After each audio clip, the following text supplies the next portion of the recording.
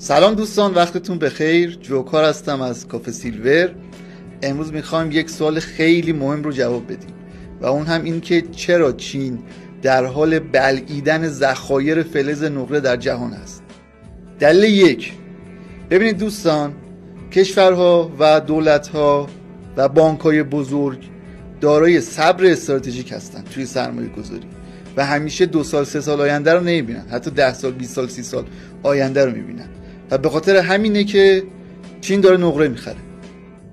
دلیل شماره 2، چین در حال حاضر بزرگترین تولید کننده پنل های خورشیدی هستش و به زودی، احتمالا نمیدونیم ولی به زودی شاید به بزرگترین تولید کننده خودروهای برقی هم تبدیل بشه.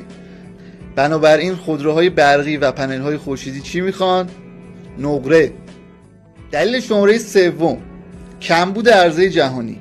ببینید دوستان، الان همه کشورها دیگه فهمیدن که نقره ایست واجبیه برای آینده و چین داره با خریدای زیادش یه جورایی پیش دستی میکنه و نمیذاره که بقیه کشورها بخوان بیشتر از چین نقره داشته باشن.